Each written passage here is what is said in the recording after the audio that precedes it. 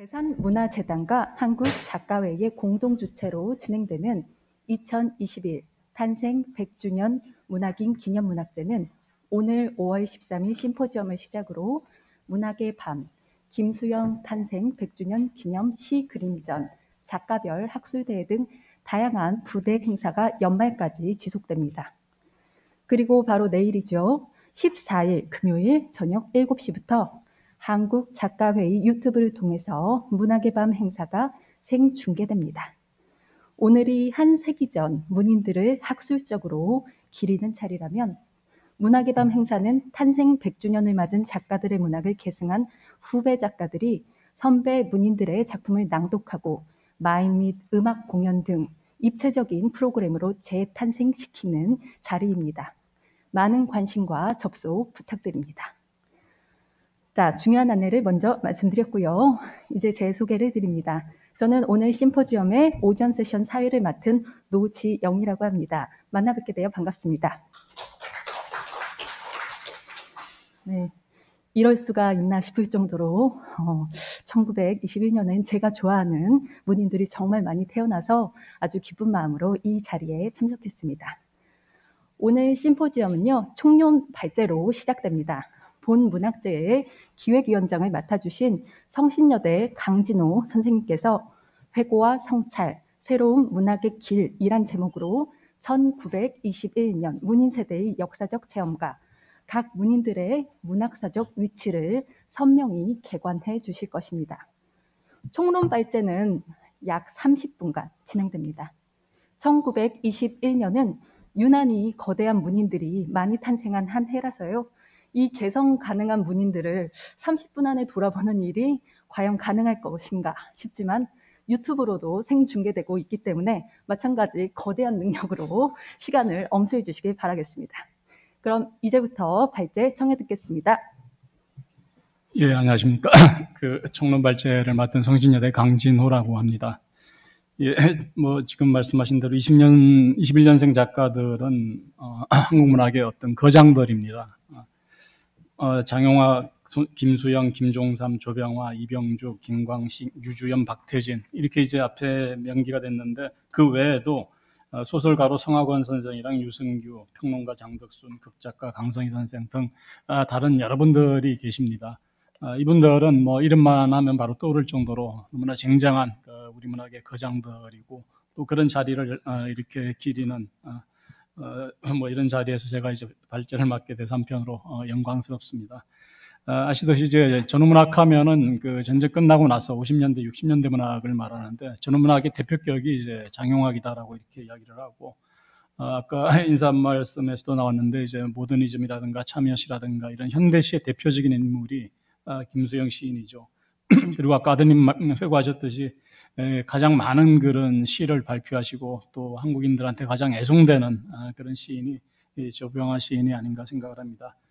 이렇듯 이제 다른 이병주나 김광식, 유주연, 박태진 이런 분들도 다 마찬가지인데 우리 문학의 큰 줄기를 이루고 큰 텃밭을 일군 거장들이고 이 거장들이 21년도에 많이 탄생을 하셨습니다.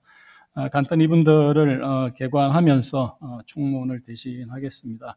세세한 거는 이제 강론에서 다들 발표가 예정돼 있으니까 그때 좀 궁금한 점들을 이렇게 푸셨으면 좋겠습니다.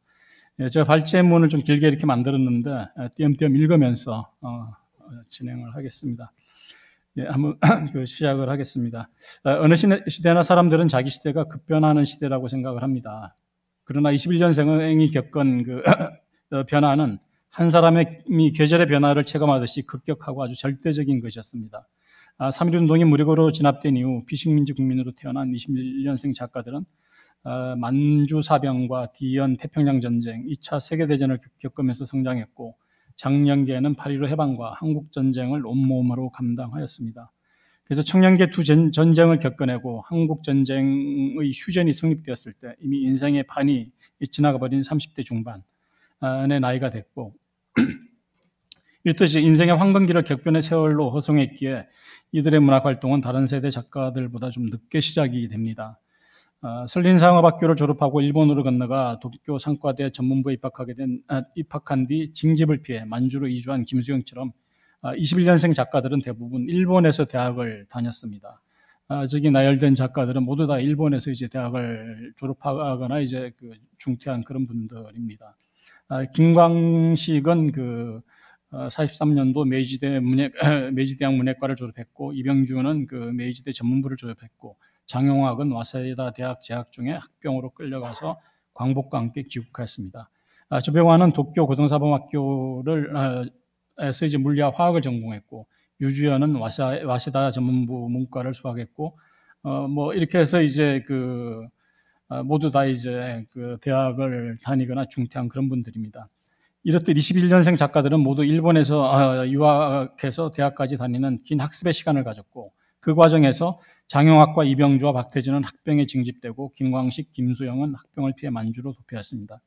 그런 고난의 시간을 보낸 뒤 이들은 작가의 길로 나서는데, 그 시기는 45년에서 60년에 걸쳐 있습니다. 등단이 빠른 김수영은 45년에 묘정의 노래로 등단했고, 박태진은 48년도에, 그 다음에 장용학은 50년도, 유주연은 48년도, 조병환은 49년, 그리고 김광식은 54년, 그 다음에 이병주는 65년에 소설 알렉산드리아를 세대지에 발표하면서 문단에 나왔습니다. 작품 활동을 시작하면서 이들이 직면한 가장 큰 어려움은 모국어에 익숙하지 못하다는 점이었습니다. 일본에서 일본인의 교육을 받은 식민지 청년이었기에 해방과 함께 등장한 한글은 이들에게는 언어의 죽음과도 같은 것이었습니다. 이들에게 문학과 철학과 예술의 언어는 일본어였고, 문학적 감수성은 일본 유학 당시 체험과 문학 작품을 읽고 형성된 것이었습니다. 해방이 되었지만 여전히 일본말 속에 살고 있었고, 중학생이 영어 단어 배우듯이 책장을 뜯어가면서 남말 공부를 해야 했습니다. 이들 작품에서 일본의 문장과 한자의 남발, 해방 후의 현실과 괴리된 관념적이고 도식적인 어휘들이 두드러지고 의미마저 혼란스러운 것은 그런 사정에서 비롯된 것입니다. 그러니까 이분들한테 국어는 일본어였고, 국어 교과서는 일본어 교과서였죠. 그리고 우리 한글은 조선어라고 해서 일개 지방어에 지나지 않는, 방언에 지나지 않는 그런 상황에서 이제 교육을 받고 성장을 했던 그런 분들입니다. 그래서 해방이 되고 나서 제일 당황했던 게 이제 우리말을 제대로 구사를 못하니까 단어 공부하고 또 이래저래하게 이제 주변에서 배우고 이렇게 해서 이제 작품 활동을 했던 분들이고, 아시듯이 김소영 같은 경우는 이제 일본어로 시를 쓰고 그걸 또 한글로 번역해서 이렇게 발표하는 그런 경우도 있었습니다. 각기 다르게 작품 활동을 시작했듯이 이들이 문학사적으로 의미를 획득하는 지점도 서로 다릅니다. 등단이 빠른 김소영과 장용학은 전후 작가로 의미화됩니다. 전후 50년대 문학은 한국 전쟁의 자정에서 벗어나지 못하고 한편으로는 냉전 이데올로기의 지배 아래에 있었습니다. 이들을 전후 작가라고 칭하는 것은 이들의 문학이 주로 전쟁의 상처를 기록했다는 뜻인데, 근데 그 기록은 원형의 전설처럼 주관적이고 추상화된 형태의 것으로 한국이라는 역사적 특수성을 고려한 것은 아니었습니다. 현실에 대한 작가의 대응이 개별적 주관적 감정에 치우쳐 있었고, 그런 이유로 50년대 문학은 현실에 대한 환멸과 자기 모순과 분열 등의 자의식을 특징으로 합니다. 물론 김소영은 4.19를 계기로 이런 인식에서 벗어나 현실을 구체적으로 파악하는 대응과 변화를 보여준다는 점에서 전후 작가의 범주에서는 벗어납니다. 한편 60년대 문학은 전쟁의 후유증을 극복하기 시작한 시기의 문학, 혹은 전쟁 체험을 객관적으로 성찰하기 시작한 시기의 문학으로 정리할 수가 있습니다. 60년대는 체험의 직접성에서 벗어나 전쟁과 재반 현실 조건에 대한 비판적 성찰이 가능해지고, 그러면서 50년대의 사설적 경향에서 벗어나 서사성을 회복하고, 한편으로는 모더니즘이 구체적인 형체를 갖추는 새로운 문학적 지형이 정립된 연대입니다.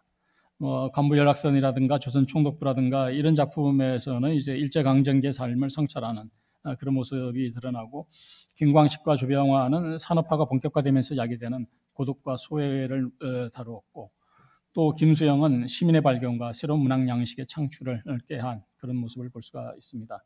그리고 김종삼, 박태진은 전후의 윤리와 책임의 문제를 고민하고 새로운 시형식을 탐구하였습니다. 21년생 작가들은 같은 시기에 태어났으나 이렇듯 서로 다른 모양으로 문학적 위치를 만들었습니다. 이분들을 개략적으로 이제 개관하면서 총론을 가름할까 합니다.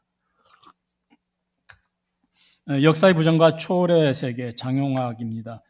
50년대 문학은 전쟁과 함께 시작이 됩니다. 전쟁터에서 쓰러진 청춘, 전쟁터에서 부상당한 청춘, 수정할 수 없게 이지러진 청춘이 하나의 비극적 연대기를 만든 시기가 50년대였고, 작가들은 50년대 내내 그 상처와 후유증을 감당하느라 고통받았습니다. 장용학, 서기원 등 이른바 전후 작가들의 문학은 전쟁과 이 상처에 대한 기록입니다. 근데 그 기록은 즉자적이고 추상화된 형태의 것이었습니다. 전쟁의 참화를 겪고 모든 것이 파괴된 현실을 지켜보면서 이들은 그런 현실을 감당할 언어를 갖지 못하였습니다. 전쟁은 인간의 힘으로는 어쩔 수 없는 절대적인 마치 존재론적 조건과도 같은 것이었습니다. 장용학 소설은 그런 사실을 전형적으로 보여주고 그래서 이제 전후 대표적인 작가로 이렇게 평가를 합니다. 그 50년대 지동설로 문단에 나온 장용학은 요한 시집을 발표하면서 문단의 주목을 끌었습니다. 근데 이제 굉장히 흔히 이야기하듯이 난삽하고 또 한자가 많고 또 소재도 주로 이제 근친상간을 많이 다루고 그래가지고 굉장히 좀 부정적으로 이야기되기도 합니다. 그렇지만 이제 그런 모습이 이 전후 작가의 어떤 특징을 전형적으로 보여주고 또 한편으로는 일본에서 이제 그 대학을 마치고 문학을 배운 사람들이기 때문에 일본 문학의 영향도 한편으로 그런 데서 볼 수가 있습니다. 그래서 이제 장용학을 대표하는 거는 이제 요한 시집인데 이 요한 시집에서는 그런 어떤 그 현실을 감당하지 못하고 초월하고자 하는 그런 의지를 한편으로 보여줍니다. 요한 시집 서두의 토끼와는 현실의 질곡에서 벗어나 자유를 찾고자 하는 화자의 심리를 상징적으로 보여줍니다. 동굴 속에 살던 토끼가 어느 날 동굴 밖으로 나왔다가 밝은 빛에 눈이 멀어 다시 동굴로 들어가지 못하고 죽게 되고 바로 그 자리에 자유의 버섯이 생겼다는 내용입니다. 작가 자신에 대한 알레고리로도 익히는 이 우화는 장용학이 일관되게 추구한 자유에 대한 갈망을 예시합니다. 작품에서 그것은 현실의 부조리를 인식하고 넘어서려는 누에와 동호를 통해서 환기가 됩니다. 누에는 자유를 모토로 가지고 있는 인물이지만 공산당에 입당한 뒤에는 공산당에는 그것이 존재하지 않을 뿐만 아니라 인민을 단지 도구로만 이용하는 것을 깨닫습니다. 또 포로 수용소에 갇혀 있으면서 극심한 좌우 대립과 갈등과 사륙을 목격하고 절망하여 스스로 목숨을 끊습니다. 동호는 이 누에의 죽음을 목격한 뒤 무력한 자신을 돌아보는데 그때까지만 하더라도 동호는 전쟁이 무엇인지 왜 서로 싸우는지 그것을 알지 못하는 상태였습니다. 그런 동호가 각성하는 것은 지를 뜯어먹는 누에 어머니의 비참한 모습을 보면서였습니다. 누에 어머니를 보는 순간 환각처럼 도성의 모습을 한 누에가 그 앞에 눈물을 흘리고 있었던 것입니다. 그 환각을 보고 동호는 삶은 곧 죄라는 인식에 이릅니다. 산다는 것 자체가 죄를 짓는 과정이고 존재는 범죄의 다름 아니라는 것. 자기 찾기의 과정에서 도달한 이러한 결론은 자유를 찾자 바로 눈이 멀어 죽음에 이르는 토끼를 연상케 하는데 자유란 현실에서는 불가능하고 초월의 형태로밖에는 실현될 수 없다는 것을 시사합니다. 그다음에 대표작의 이제 원형의 전설인데 여기서는 이제 서양의 진보적 역사관에 대한 비판을 초월의 형태로 이렇게 보여줍니다. 진보적 역사관이라는 거는 그 인용문을 보시면 이제 우리 한국 전쟁도 결국은 이런 서양의 진보적 역사관의 충돌이다라고 이렇게 이야기를 합니다. 조선이라는 나라는 동양에 있는 나라였고 자유와 평등은 서양에서 생긴 물결이었습니다. 이 자유와 평등이 핵전쟁을 일으켜 결국 인류 전사의 종언을 구하게 하는데 6.25 동란이라고 하는 그 전초전과 같은 전쟁이 벌어진 곳이 바로 이 조선의 땅이었습니다.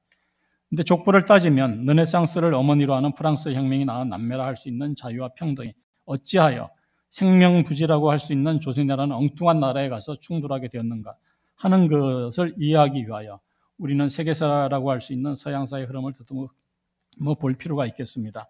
하여튼 이런 어떤 진보적 가치관, 사관이 한국이라는 구체적인 지형에서 이제 충돌해서 전쟁이 발생했다라는 거.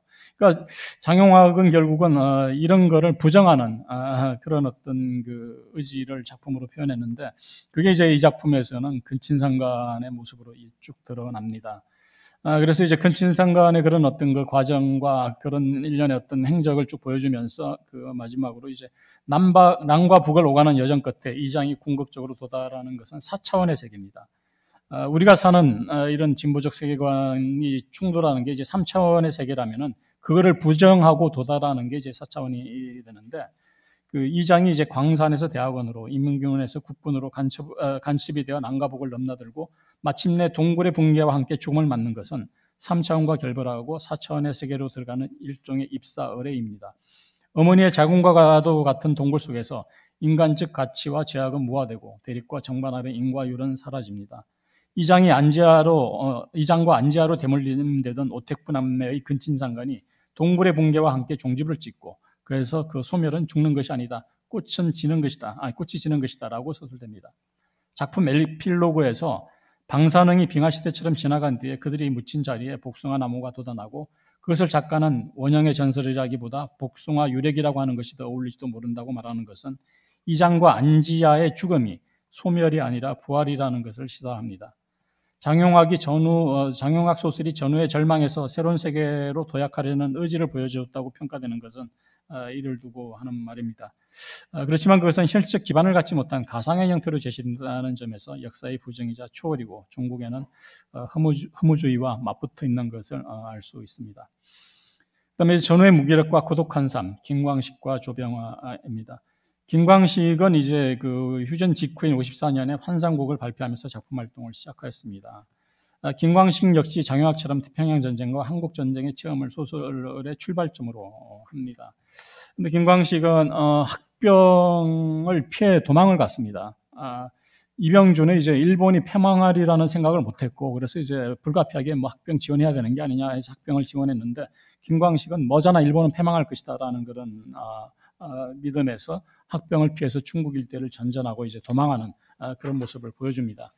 그래서 그 인용문을 보시면 이제 학병을 피해 다니면서 여러 가지 어떤 그 고통을 받게 되고 또 그리고 나서 이제 해방이 되었는데 좀 이따 바로 전쟁이 터져서 또 한번 그 고통을 겪게 되죠. 그런 고통을 통해서 결국은 영혼 자체가 이제 이렇게 그 고갈된 그런 모습을 보여주는데 그 인용을 보시면은 세상에 나와서 이 모양 이 꼴로 살게 한다면 아예 미안하지 않아? 나는 뭣도 모르고 이 세상에 나왔어. 일제학병 그놈들 일본 놈들한테 얼마나 맞았는지 알아? 총알은 무섭지 않았으나 인간 아닌 동물 취급을 당하고 그 굴욕적 매질이 무서웠어. 나는 탈주하다가 붙들려서 그 고생, 그 고문, 인제는 고생을 면했는가 보다 했는데 6.25 전쟁, 피난살이, 도주, 뭐 때문에 세상에 나와? 안 그래? 누구를 또 고생시키려고 나오게 안 돼. 남편의 얼굴에는 수없는 표정이 흘렀다. 아내에게 낙태를 강요하면서 중얼거리는 이 말에는 삶의 의욕을 상실하고 절망에 빠져 있는 인물의 고통스러운 내면이 투사되어 있습니다. 그 상처로 인해 그는 미군 무대에서 통역을 하면서도 밀수를 일삼고 술에 취하면 아내에게 강제로 술을 먹이는 등의 폭행을 반복하다가 급기야 아내에게 살해를 당합니다. 이렇듯 김광식의 인물은 전쟁의 상처를 내상으로 간직한 채 무기력하고 타락한 삶을 살고 있습니다. 그런 이유로 김광식 소설의 인물들은 살아있는 인물이 아니다. 그들은 이미 과거에 의해 파멸된 잔해일 뿐이다라고 평가되기도 합니다. 그러니까 학병에 실제 체험은 안 했는데 그걸 역으로 이제 이렇게 표현을 한 거죠. 어떤 간에 학병과 전쟁은 이 21년생 작가들의 영혼을 거의 뭐 말살시키는 그런 작품을 이제 그 이후에 쭉 써낸 그런 모습을 보여주고 있습니다. 그 다음에 조병화는 그 제1시집 버리고 싶은 유산을 상자하여 시단에 나온 이래로 그 해마다 시집을 간행하여 총 53권의 시집을 갖고 있습니다.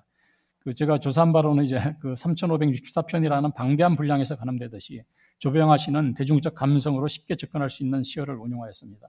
유종호는 그것을 말하듯이 쓰는 시쓰기 방식이라고 언급한 바 있는데 꼭 구어체와 생활어는 조병화의 시세계를 설명하는 논점의 근간이 되었습니다. 조병화는 이론으로 문학 수업을 한 것이 아니라 생활 자체를 통해 시에 접근했는데 그것이 그의 시를 대중적으로 호소할 수 있게 한 요인이라고 생각을 합니다.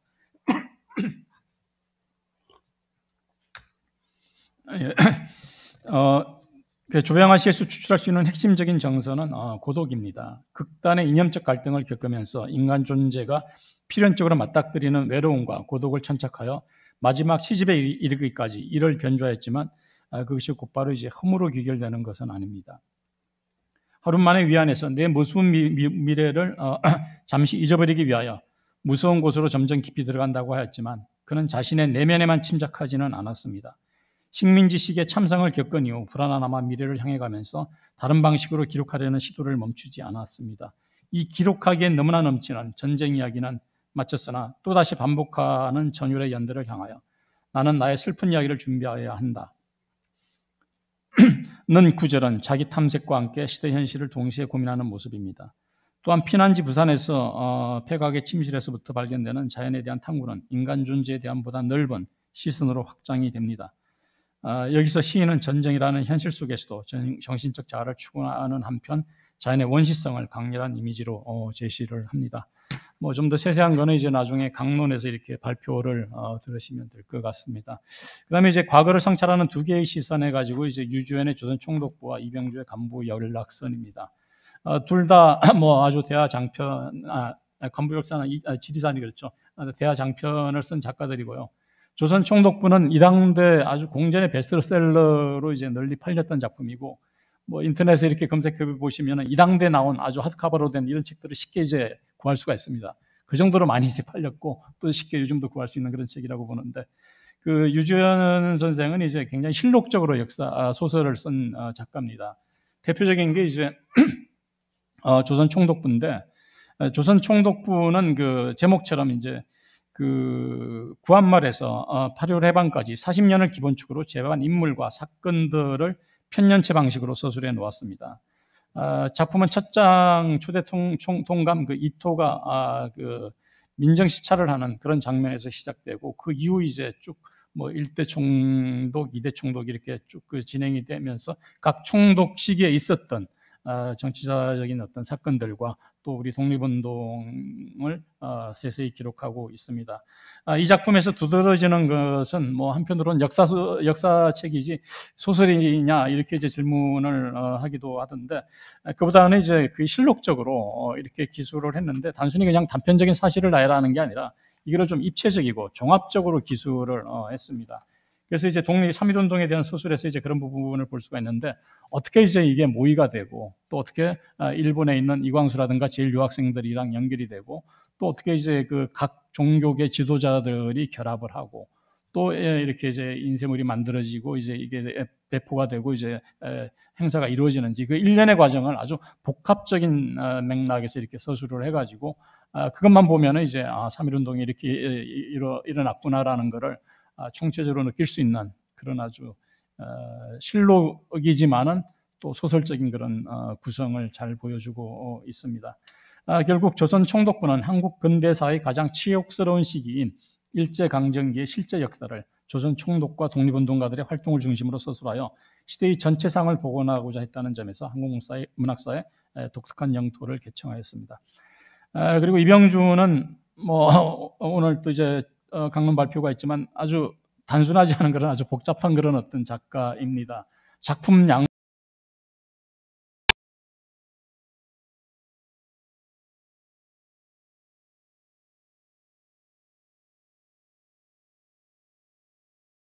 집됐다라고 생각하는데 실제로 지원을 하죠. 지원서에 사인을 해야 학병에 이렇게 들어가게 되는데, 이게 이제 이병주한테는 평생 트라우마가 되는 거죠. 자기는 이제 이 천황을 위해서 한때 복무를 하고 또 장교로 근무했죠. 그게 이제 평생의 트라우마가 돼서 이제 그에 대한 작품들을 많이 써내고, 또 그거를 또 이 비판적으로 성찰하는 그런 식의 내용도 보여주고 하는데, 그래서 이 등단자 관보연락선이라든가 이런 작품에서는 그런 어떤 학병 체험이 큰 흐름을 이루고 있습니다. 그리고 이제 여기는 안 썼는데, 이병주는 또 그 문인필화의 그 1호 작가다라고 이렇게 이야기를 합니다. 박정희랑은 그 술자리를 같이 할 정도로 좀 친분이 좀 있었어요. 또 황영주, 뭐 다 아시는 황영주나 이제 랑도 이제 친구였고, 근데 이제 5.16 쿠데타가 일어나자마자 바로 이병주가 구속이 됩니다. 구속이 된 게 좀 평상시에 이제 좀 진보적인 이야기를 하고 뭐 그러다 보니까 이제 혁명정부가 들어서면서, 그러니까 쿠데타 정부가 들어서면서 이렇게 구속을 하는데, 그렇게 구속을 당한 상태에서 아주 그냥 절치부심, 아주 굉장히 분해하고 억울해합니다. 그런 신경이 투사된 게 이제 소설 알렉산드리아라는 작품이죠.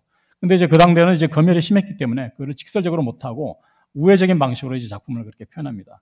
그러다가 이제 이 박정희가 죽은 사망 직후에 81년도에 그해 5월이라는 대하 소설을 발표합니다. 이거는 이제 박정희의 어떤 만행, 공안 사건으로 이야기되는 그런 만행들을 아주 그냥 총체적으로 6권짜리 방대한 분량으로 다 기록을 합니다. 그러면서 일종의 이제 필화를 복수하듯이 그런 식의 그 작품을 쓴 작가인데, 하여튼 굉장히 독특하고 또 여러 가지 어떤 그 논의거리도 많은 그런 작가가 이병주입니다.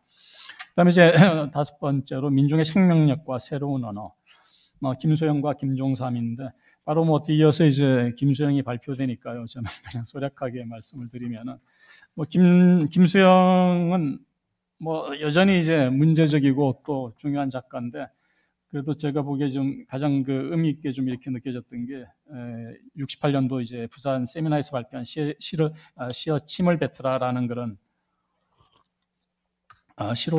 시로원이었습니다. 시작은 머리로 하는 것이 아니고 심장으로 하는 것도 아니고 몸으로 하는 것이다. 온몸으로 밀고 나가는 것이다. 정확하게 말하면 온몸으로 동시에 밀고 나가는 것이다. 이러한 온몸에 의한 온몸의 이행은 사랑이고 바로 시의 형식이다. 이렇게 뭐 선언하듯이 하죠. 이거는 뭐 글 쓰는 사람으로서 또 문학하는 사람으로서 늘 경구처럼 이제 귀감이 되는 그런 구절이 아닌가 생각을 합니다. 자세한 거는 이제 좀 다음 발표에서 이제 들으시면 될 것 같고요. 그다음에 이제 김종삼은 특유의 난해성을 지닌 과작의 시인으로 알려졌지만 실제로 상당한 분량의 시를 창작하였습니다. 김종삼 시에는 21년생 작가들 대부분이 그러하듯이 이제 한글보다는 일본어에 익숙했던 그런 관계로 이제 주소롱이 되지 않는 불완전한 구문이라든가 뭐 이런 것들이 많은데 이게 이제 김종삼 씨가 어렵다라고 이렇게 이야기하는 그런 한 요인이 되기도 하는 것 같습니다. 그래서 김종삼 씨는 이제 교과서에도 수록되고 이제 널리 알려진 게 그 민간인이라는 시죠. 시를 한번 보겠습니다. 47년 봄 심야 황해도 해주의 바다 인왕과 이북의 경계선 용당포 사공은 조심조심 노를 저어가고 있었다. 울음을 터뜨린 한 영아를 삼킨 곳 20몇 해나 지나서도 누구나 그 수심을 모른다. 뭐 이 분단 현실에 대한 아주 뭐 실감나는 그런 어떤 그 시가 아닌가 생각을 합니다. 하여튼 이 김종삼은 이제 그 북치는 소년으로 대표되는 환상적이고 내용 없는 아름다움에서 세계상의 정원으로 나가는 과정은 김종삼 문학의 독특한 어떤 특성이다라고 볼 수가 있을 것 같습니다. 마지막으로 6번 절망을 딛고 또 솟아난 신생의 외침 요거를 간단히 읽어보겠습니다. 4.19를 계기로 본격화된 김수영의 소시민성에 대한 비판은 60년대 문학이 도달한 의식의 극점을 보여준다. 김수영의 비판은 자기 자신은 물론이고 자신이 몸담고 있는 사회 현실과 국가와 역사를 향한다. 그런데 그 비판의 화살은 궁극적으로 자기 자신에게 되돌아온다. 왜 나는 조그만 일에만 붕괴하는가? 저 왕궁 대신에 왕궁의 음탕 대신에 50원짜리 갈비가 기름덩어리만 나왔다고 붕괴하고 옹졸하게 붕괴하고 설렁탕집 돼지 같은 주인년한테 욕을 하고 옹졸하게 욕을 하고 모리야 나는 얼마나 적으냐? 바람아 먼지야 풀아 나는 얼마나 적으냐? 정말 얼마나 적으냐? 붙잡혀간 소설가, 이건 뭐 남정현 선생이죠. 소설가를 위해 언론의 자유를 요구하고 수많은 젊은이를 죽음으로 내몬 월남전 파병을 반대하지 못하고 기껏 음식 투정이나 하는 옹졸한 자신을 질책하는 목소리는 저는 환멸과 절망을 뚫고 솟아나는 신생의 외침이다. 21년생 작가들이 일군 문학사적 지형은 이 언저리에 놓여 있다. 저는 50년대, 60년대에 걸쳐 있는 이들의 문학은 전쟁과 분단, 민족 문제, 시민사회 건설, 자본주의적 근대화 등에 대한 탕구로 나타났다. 전쟁은 한순간에 자신이 처한 삶의 뿌리를 빼앗아 정신적 아노미 상태를 만들었고 그에 따라 작가들은 대상과 주체, 사회와 개인을 조망할 언어를 상실하였다. 요한 씨 집은 전쟁이라는 체험에 짓눌려 그 무게를 감당하지 못하고 현실 자체를 부정 초월하고자 하는 작가의 심리를 보여준다. 60년대 문학은 이 적자적 체험을 돌아보고 성찰하는 데서 출발하였다. 전쟁이 끝난 지 10년이 경과하면서 주관적 상처에서 벗어나 전쟁을 객관할 수 있는 시간을 갖게 되었고 4.19 혁명은 자유의식의 고치와 시민사회 형성의 제반 여건을 마련해서 과거를 해상하고 성찰하도록 하였다. 마지막 보겠습니다. 이런 성찰과 정언을 통해서 21년생 작가들은 감정과잉과 추상의 세계에서 벗어나 구체적 현실에 안착하는 큰 걸음을 내디뎠습니다. 이들이 뿌린 씨는 이후 현실과 교섭하고 응전하는 주체를 만들고 우리 문학을 리얼리즘의 큰 길로 이끌었다고 생각을 합니다. 예, 이상으로 마치겠습니다. 네.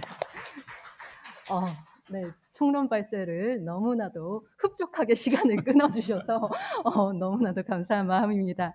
1921년생 작가들의 문학사적 지형 속에서 오늘 심포지엄의 주인공들이 집조해낸 문학의 결을 낱낱이 짚어주셨습니다. 전후 학경 세대의 성찰과 증언 양식을 총론으로 잘 개관해 주셔서 이어지는 후속 발제를 들을 때 참고가 많이 될 것 같습니다. 여기 총론 에서도 말씀하시고 그리고 또 이제 현수막에도 있는데 여기 박태진 선생님이라고 또 계시더라고요. 제가 대학원 다닐 때 박태진 선생님을 한번 만나서 인터뷰를 하고 연보 정리를 한 적이 있었는데 그때 정장을 입으시고立교대학 배지를 이렇게 달고 그렇게 저를 만나셨던 게 기억이 납니다. 그래서 선생님의 발제를 들으면서 여러 가지 그림들이 또 상상되기도 했었습니다. 네, 감사드립니다. 박수 부탁드릴게요.